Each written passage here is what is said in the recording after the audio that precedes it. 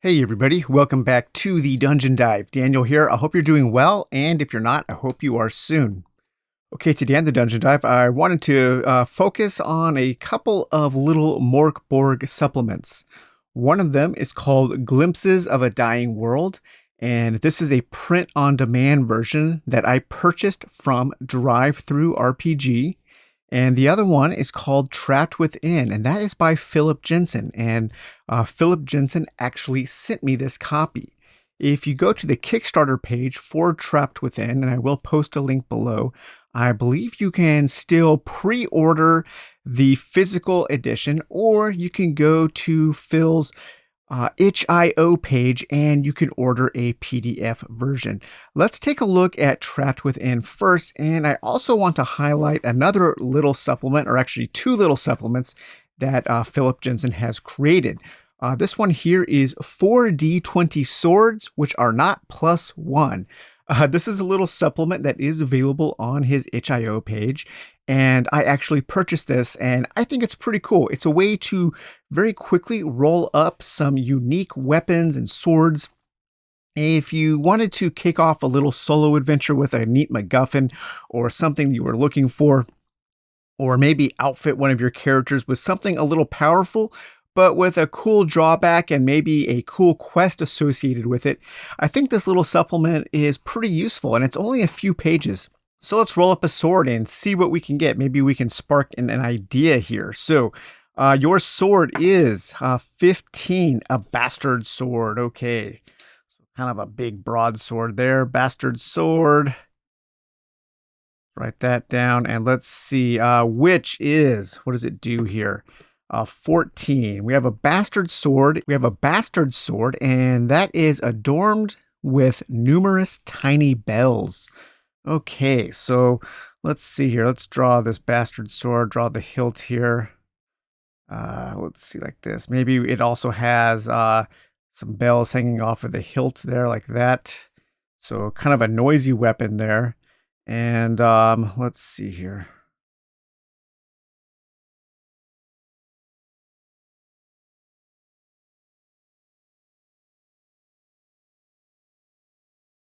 And then maybe along the blade, it has some bells hanging off of it. So we are known as something like the jingling warrior or something like this. Everywhere we go, ching, ching, ching, like this rattling bell ringing noise. So we are never worried about stealth. This character would never be worried about stealth at all. And now let's see here. You find that. So what does the sword do? Additionally, 7 here. It is hard to make out that there even is a sword, but after a while you realize that there is. Holding it and focusing it will turn you invisible until you move. Okay, so that doesn't really work with a sword with bones. So let's re-roll that. Let's re-roll to 13. This weapon stings repulsively. Swinging it will make enemies vomit. Carrying it into a city is guaranteed way to get you thrown into the cells. So maybe each one of these bells is actually a censer that is full of putrefied incense or something. So not only does it ring out whenever we swing it, but these censers hanging off are also filled with this stenching, this incense with an absolute wretched stench. Putrefied incense filled, bells swinging bastard sword. Yeah, that should definitely draw some attention to us. This character, a character who would have this sword would not be nondescript. What did he look like? Well, I don't know what he looked like, but his sword was making a clanking noise and it stank to high hell. Okay, but as if we need another thing about this sword, but 11. A small ball of fur is attached to the handle. You think nothing of it, but a cat has started following you. For each day, another cat seems to join you. One cat eats a quarter ration a day. So we also have this ball of fur, kind of like a koosh ball of fur, that is attached to the handle, and it attracts cats. So we are walking around with a sword with jingling bells, sensors that emit putrefied incense emitting a toxic smell. And now we are followed by a bunch of cats. So like every day or something, new cats are attracted to it all the time. Maybe it's putrefied catnip that's loaded in the sensors there that are giving off the stench. And maybe the cats it's attracting are actually undead cats after we've walked through a pet cemetery or something.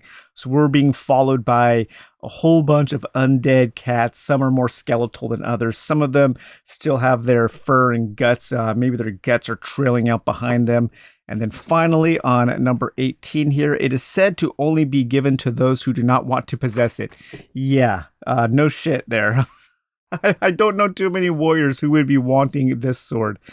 But you could base an entire character off of just rolling up some kind of wacky, bizarre weapon from this chart. So this is pretty cool. This is from Philip Jensen's itch.io page.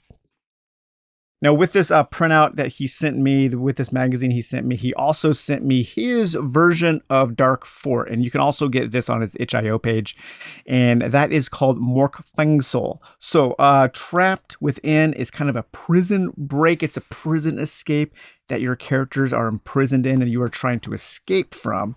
And he took the idea of the prison and he hacked that into Dark Fort. So I have covered Dark Fort before. Dark Fort is pretty much the genesis of Mork Borg. Mork Borg, I believe, means Dark Fort, if I'm not mistaken. But it's a single player, it's a solo kind of dungeon crawl. It's a very, very simple dungeon crawl. You roll up a quick character and then you roll a certain number of prompts and you try to survive a certain number of rooms to escape the prison. So if you like Dark Fort, if you like Idiots, ID 10 plus 5s, the guy who made a Solitary Defilement, if you like his Basilisk game, then I think you will also enjoy Dark Fengsel if that is something you are looking for. But let's take a look at Trapped Within. So as a book collector, as somebody who just likes books as physical things, I think this is an absolutely gorgeous book with these black inked pages and the stitching on it, the way the cover is attached here. Just a really nice book. And like I've said many times before, for me, collecting and reading Mork Borg material is just as much of a hobby as actually playing the game is. I get a lot out of just enjoying the books as books.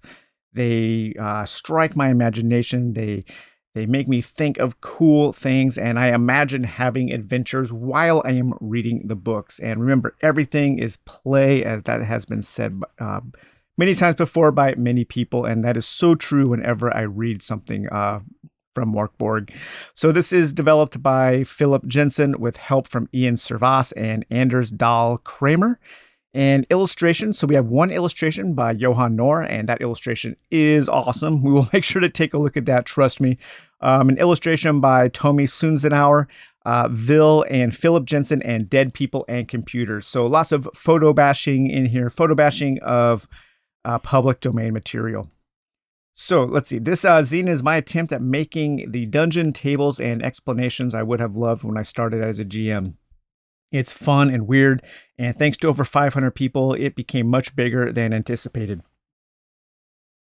So Trapped Within is kind of a typical dungeon crawl. Your characters or character, they are trying to either escape from a prison, and the prison is pretty crazy. It's an elaborate dungeon. Or you could do an infiltration mission where you are trying to rescue a prisoner from one of the many cells or many weird rooms. There's a couple different ways that you can play Trapped Within. It's not specifically made for solo, and sometimes playing solo modules is a little more difficult than actually just coming up with your own stuff.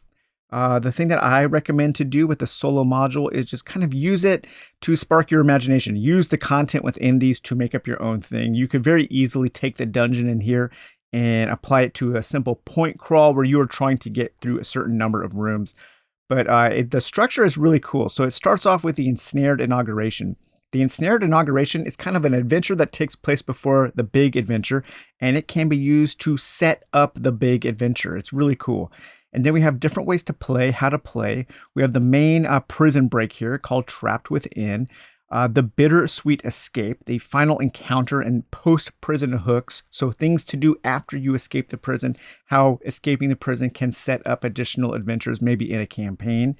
Two new classes, the Dogmatic Alkalite and the Scorched Bedlamite. And then D20 weird items. So the two new classes are super cool, especially the Scorched Bedlamite. And that is the one with the art and page design by Johan Nohr. So here we have the ensnared inauguration. And so this kind of sets up the backstory of Trapped Within the King Fathimus, who King Fathimus is also shown here on the back of this poster here. So we have King Fathimus there. A big kind of ugly king carrying a bunch of heads with him. But this guy is digging too deep. He's digging his prison too deep and unleashing a very, very scary dude called the Rufokal. And in order to stop Rufokal from escaping, you need to go and grab this spell and take it deep within the earth and put Rufokal back to sleep. From the King's Jester, we learn where this guy named the Artismere, where it is wandering. And the Jester tells us where she is. Artismere is a she, where she is, but the Jester might lie. So you never really know if the Jester is telling you the truth or not. So you could use that as a way to set up a couple of small adventures before you tackle this one, simply by rolling a d12. So find out where she actually is. 5, the outskirts of Sarkosh. Okay, but this is what the Jester tells you too. A library? No, that's not where she'll be. A monastery submerged by the endless sea. Okay, so the Jester tells you that this character, Artismere, is in a library, a submerged monastery by the endless sea. But in actuality, she is in the outskirts of Sarkosh. So you could work those together to come up with some kind of adventure to try to find this person, to try to find this magic. And then for each one of those locations, we get a little page of adventures that you could have in that location. So on the outskirts of Sarkosh, we have this. We have random encounters. What's in the wagon? Where is Artismere if she is here? We have the snowy mountains with some of the same information with a little tiny kind of point crawl dungeon there. And then we have on the outskirts of Greventosk in the large cemetery and where Artismere is if she is in here. And then we also have the half-submerged monastery. So this would be at one little location where you could go to track down that person and get what you need in order to put this Rufokale massive demon thing back to sleep and keep it from escaping the prison. Once you've done all that, if you want to play through that little adventure, then we get to the main adventure, the main meat of this book, and that is the the prison break itself. And here I have a few different ways that you could run this adventure. You could do it as a one-shot, and you could condense it. You could pick 5 or 6 rooms to have it only last maybe 2 to 3 hours, because the main dungeon itself is pretty large, and it would probably take a couple sessions to get through. We could go in and rescue a character named Anouk Schleiger. And this is kind of like the main way to do it, kind of the main bulk of the mission. You could start as after a total party kill or as a starting adventure. So your characters wake up, maybe they're naked and afraid in one of the cells on the 11th floor or maybe on the 12th floor here. And then you have to try to find your way out without knowing who imprisoned you. Or you could use this as a funnel, and it has some rules on how to use this adventure as a funnel. For those of you who don't know what a funnel adventure is, think of it as a funnel, as a meat grinder that chews up and kills off a bunch of characters, and then the character that's left is the character you get to play for the rest of that character's life. So in a funnel, you basically make usually about 4 super quick characters. Usually these are characters that you just kind of throw together on an index card. You definitely don't care about them. They are super weak. They are going to die. The idea, I think, was popularized. I don't know if they created it, but it was popularized by DCC, by Dungeon Crawl Classics. And so this tells you how to come up with a few little characters to run through this meat grinder, and hopefully one of them lives long enough to where you can continue to play that character. And you roll up a really weak character. I mean, the characters in Mork are already pretty weak, But then you come up with a little backstory here by rolling 3d8. So our meat grinder character here, it was they were a baron until you were stripped of your title. You were imprisoned because a trusted and mysterious figure, maybe so. Yeah, so this is definitely some kind of political angle working here.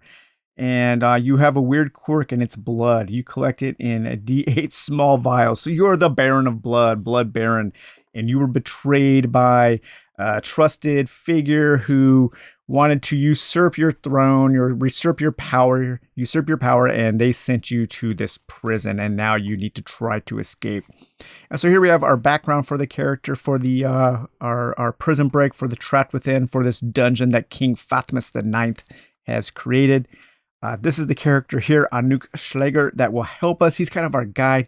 He knows secrets about the tomb, about the prison, I should say. And at certain points, if you're playing with a GM, you could roll up on a D8. You could roll up these secrets, and that Schleger would help the characters figure out how to escape the prison. I think if you were playing solo, you might just want to keep these handy on a little card maybe, and then you could roll them up at random to try to determine some of the secrets you needed to find to escape and to make your way out.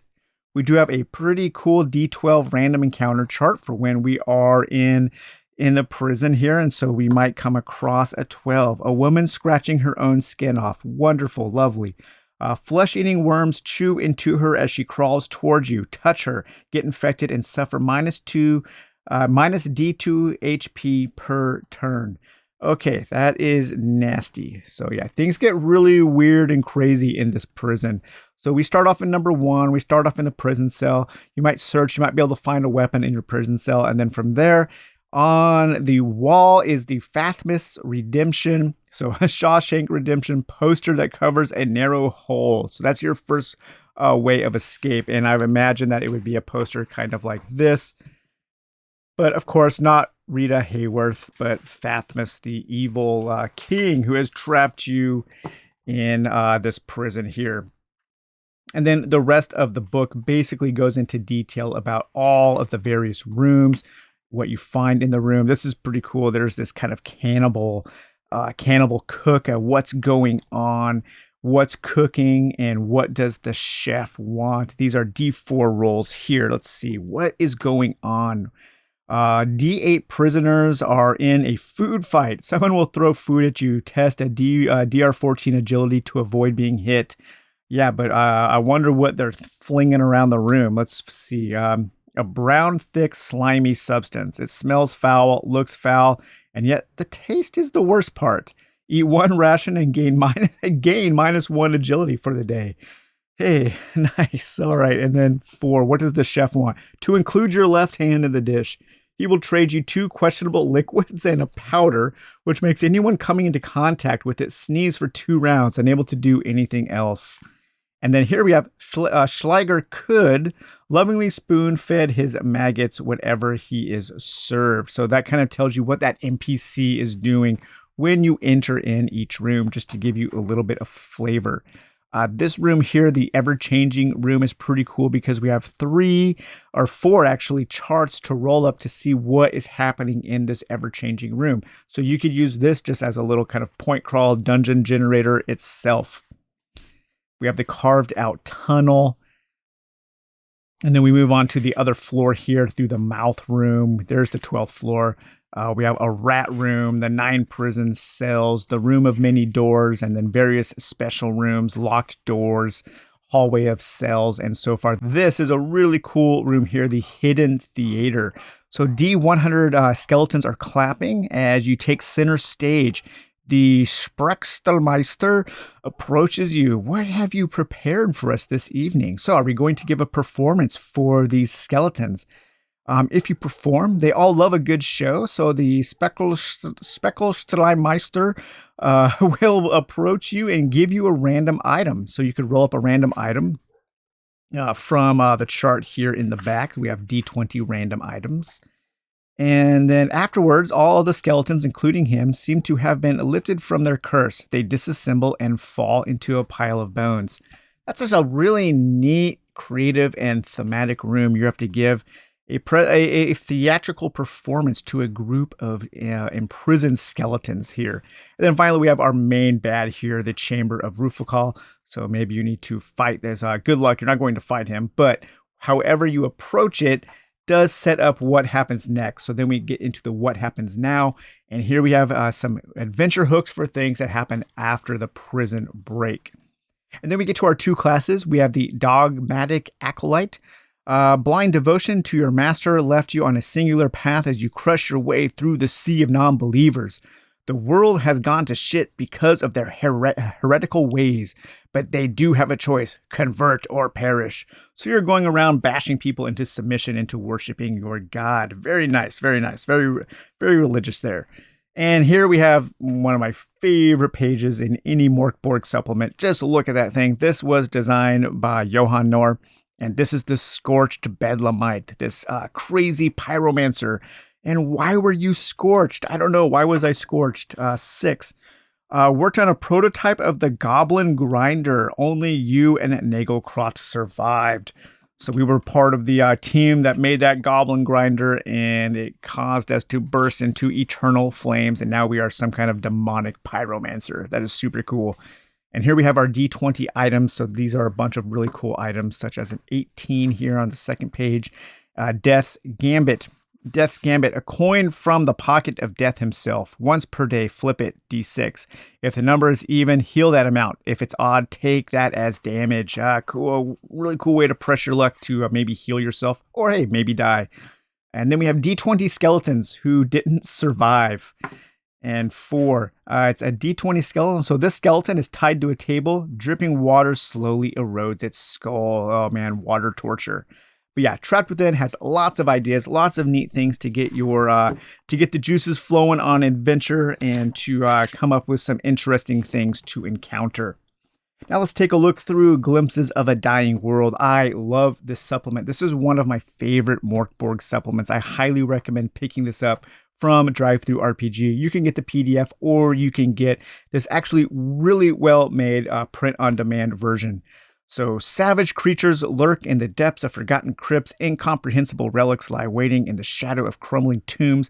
Mystics argue incessantly, trying to find an escape to the impending doom. And the powerful occupy themselves with vengeance through dark rituals, crushing the lives of those beneath them. What a pleasant place the Mork Borg world is. This is created by Feral Wizard. So we have our table of contents here, the meat in this piece, a whole bunch of really cool encounters. This book has a great bestiary. It's probably worth the price of admission just for the bestiary. And then we have some rituals and ancient artifacts. We have a ritual, and then we have also a couple of familiars there and some accursed relics, and I think it's a D10 list of new scrolls, of blood scrolls.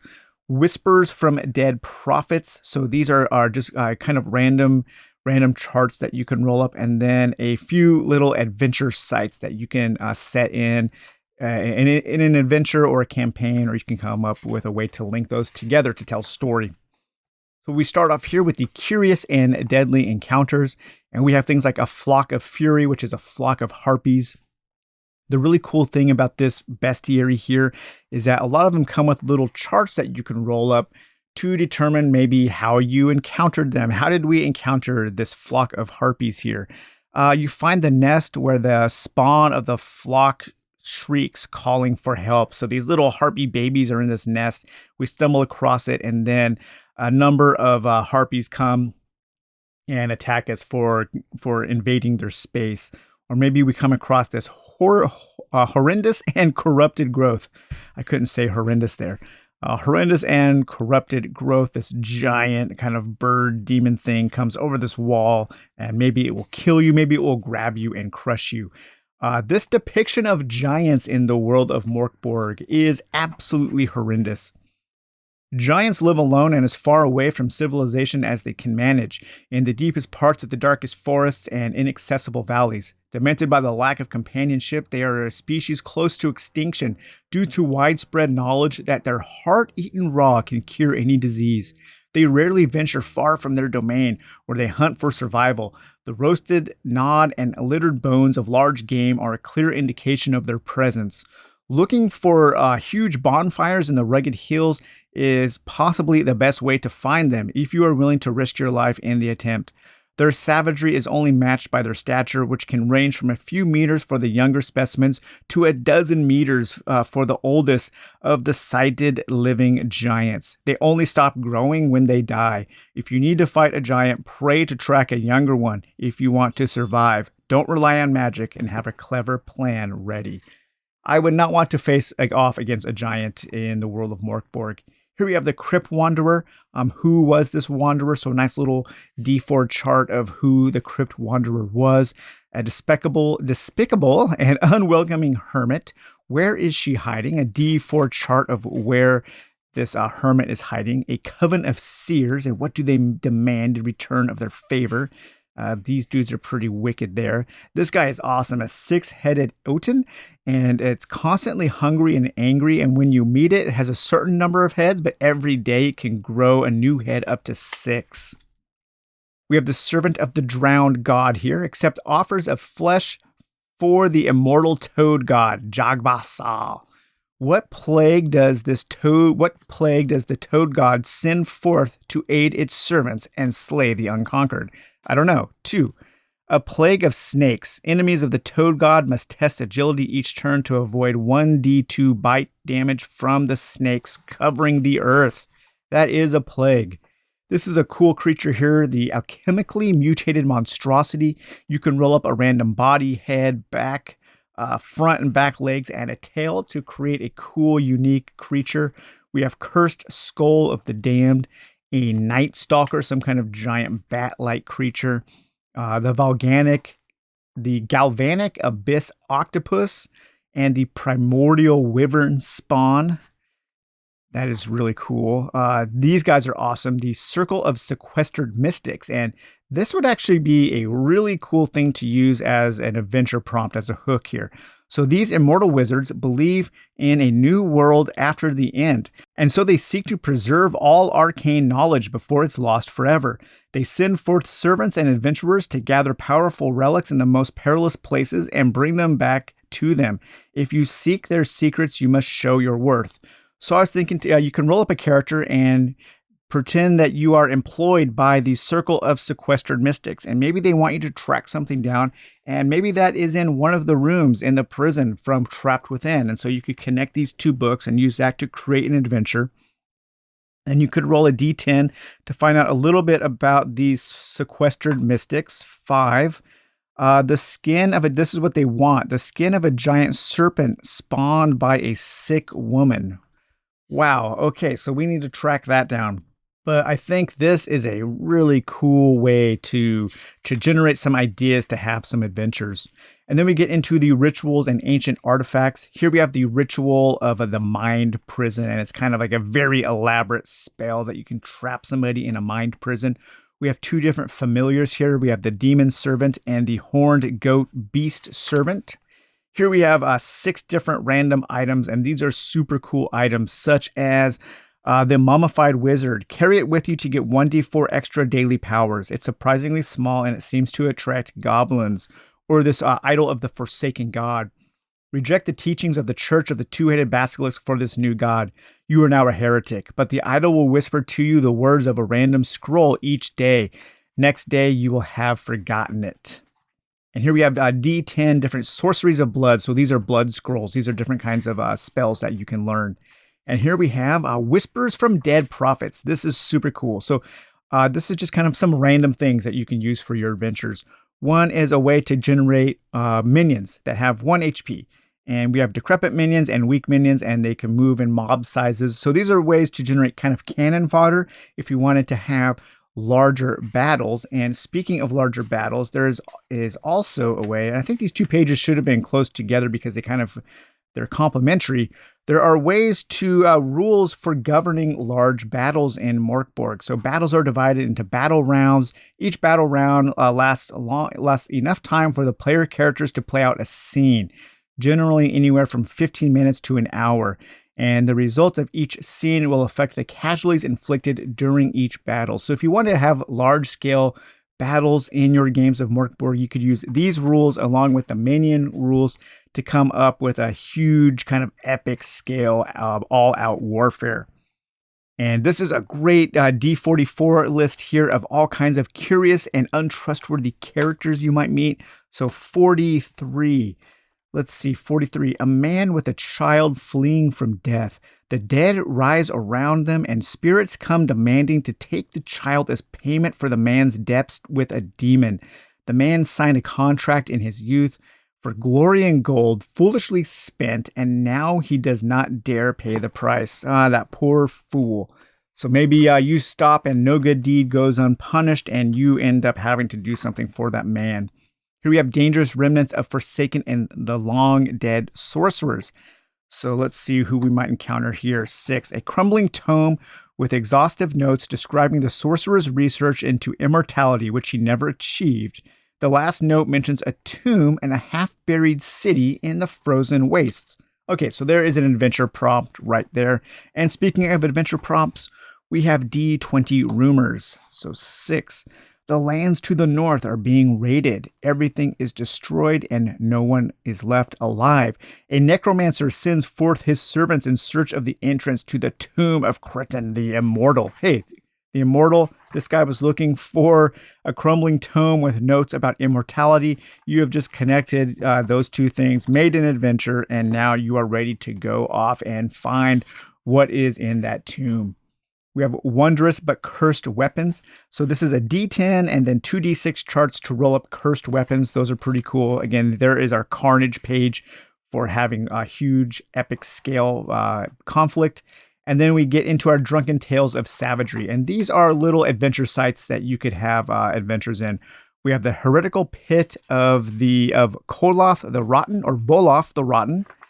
We have here this the Dreaming God, so the castle here of this Dreaming God, kind of a point crawl system, and then it goes into all of the details of the various points along that crawl.